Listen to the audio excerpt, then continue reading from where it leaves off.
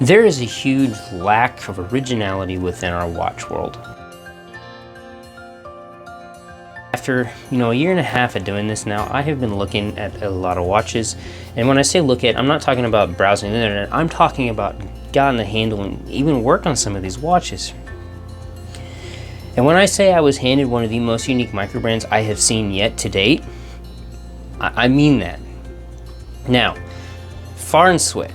The company wasn't even on my radar. They're a US company, apparently all assembled here within the United States. I'm going to start off by saying this is a fun watch. So this isn't probably your dress watch or your more formal event watch. This is a very casual watch, which for most guys this might be the watch you want. Say it brings fun to the table. We're talking mainly about the color.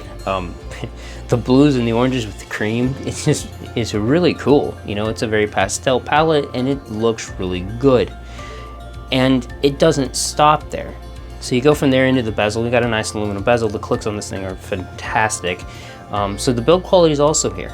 And you're not just getting a fun watch, we're also getting a well-built watch. So those are two things already that are a huge plus on this watch. But for this one, it just keeps going, because then we go into, let's go with technicality and look at the movement for a second, because now we have a Seiko Mecha Quartz. Now, if you don't know, Seiko Mecha Quartz movements, the idea is to marry the aesthetics of a mechanical movement with the accuracy of a quartz. It's marrying of the two. And Mecha Quartz kind of still has that sweeping hand. Now it's not quite as smooth as, say, a Seiko NH35 or any of the NH for that matter, but it is a really cool aesthetic if you kind of want the best of both worlds. And here Farr Swit have used it. But all of this being said, I've saved the best for last. And words don't really describe this last part, and that's the loom. It was mind-blowing to me. I didn't realize it was a full loom dial when I first got it. I just thought it was cream. Went to check the loom. Usually when I go check the loom, I've had it out for say 15-20 minutes, and then I go to a closet or something, shut the door behind me. This thing was like turning a light bulb on. This thing just glows. And the other thing, if you haven't already noticed, is you've got multiple colors of loom. As a custom watch builder, I'm usually trying to keep my loom all the same. I want to make sure my hands and my dial, whatever I'm doing, and my bezel, they all have the same color loom, whether that be blue or green, which the most two common here. They've got multiple loom colors going on and it looks good. You know how hard that is?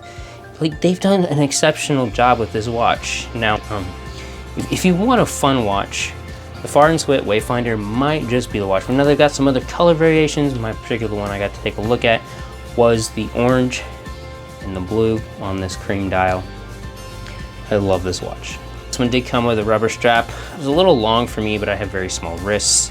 The watch does wear really well with it, but it's just I didn't really wear it much with it because my wrists are kind of tiny. If you're looking for something a little more fun, more of a casual wear watch, even an outdoorsy watch, this watch can take the abuse, and you're gonna have something very, very unique with some full originality. So go check out the Farr Swit Wayfinder.